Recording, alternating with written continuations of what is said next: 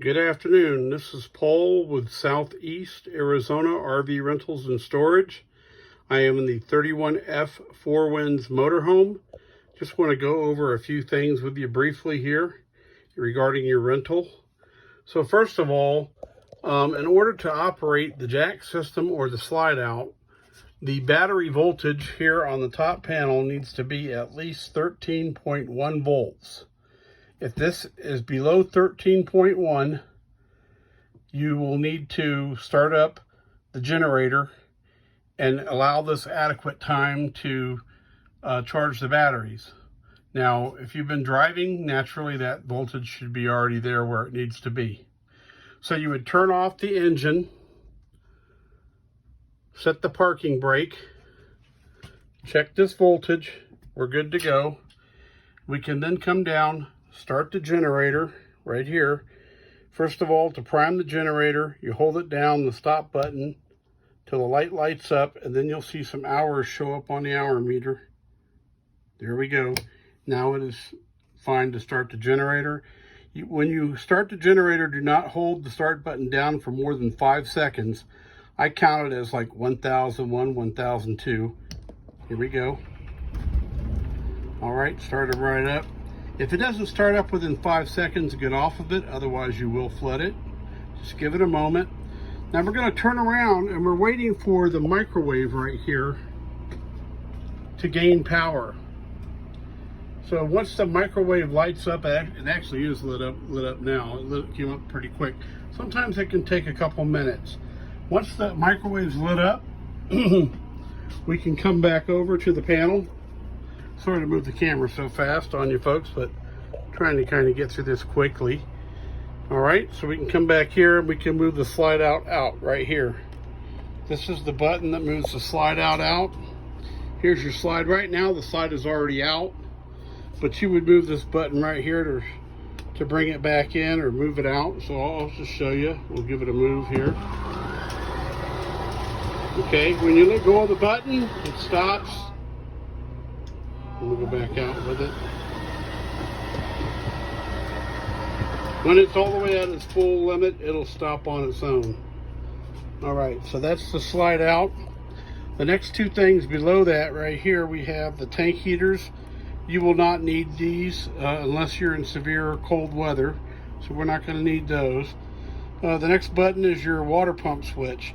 If you're not hooked up in a campsite, if you're just camping in the woods, or you're traveling and you need to flush the toilet or wash your hands, this button will need excuse me, this button will need to be on to gain water pressure. Oh, looks like she left the water on there, the housekeeper did. Okay, so that'll pump the water.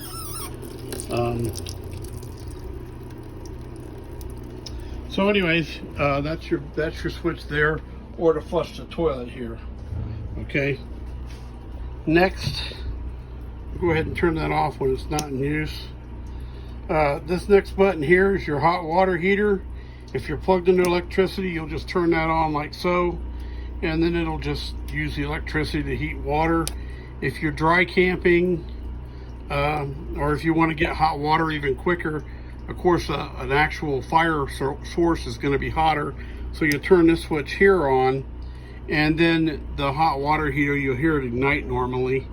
I don't know if we'll hear it right now with the generator running, but the hot water heater is located like right back up underneath here. So you'll normally, if there's no noise being made, you'll be able to hear that come on and ignite. If this little light right here lights up, that means the hot water heater is not working. So in that case, you would turn it off, wait about 5 seconds, turn it back on, let it recycle. Okay, it's okay to leave the hot water heater on while you are actually camping, but when you leave the site, you'll need to turn that off. We have a checklist that'll remind you of that. Next is the condition of all your tanks. So if you're concerned about how much propane do I have, how much water is left in my tank for dry camping, how charged up are the batteries, etc., you can do that right here. The first button is propane. You can see there it's full. The next one is the battery charge. You see the battery's fully charged. Next one is fresh water tank. It is full right now. Next one is the black water tank, which is the human waste tank. Sometimes you'll see that kind of teeter where the light at 1/3 will light up a little bit. That's because we put water and chemical down the toilet naturally to keep odors down. So that's not abnormal to see that at 1/3. Next is your shower gray tank. So this particular motorhome has 2 waste tanks for the gray water, which is your sink and shower water. So the first one is the shower gray. That's empty. And then you have your galley gray, which is your kitchen, and that's empty. So that's how you check all those. Right below that, we have the air conditioner. Okay, if you're going to run the air conditioner, you're going to basically put this fan switch to on, set the switch to cool, and you do not want to set this. See how somebody's got it set really cold over here? It should never be set that cold. You want to set that no colder than that. That is about 68 degrees. Okay, so at 68 degrees is as cold as we want to set that guy. It has as much as a 3-second time delay before it'll come on. So give it a moment, let it do its thing. It'll come on, it'll run the air conditioner. Back to these panels up here. Again, this voltage should be about above 13.1. This panel right here, I don't want you to mess with at all. This is just a maintenance panel, which relates back here to the generator, okay? So please don't mess with the buttons, because that sets the time of how often the generator is going to be serviced and such. But that's everything there. The next thing, you saw the slide out earlier. So you would put the slide out there, the air conditioner just came on, it went through its little time delay. And then you'll come back here through the bathroom. You'll have to come, and right up underneath here, see the switch right there? That is the switch that runs this slide out for the back bedroom. You can't get by there when the slide out's in. You can't get through, so you have to come through the bathroom to get to it. But this is the slide out for the back slide.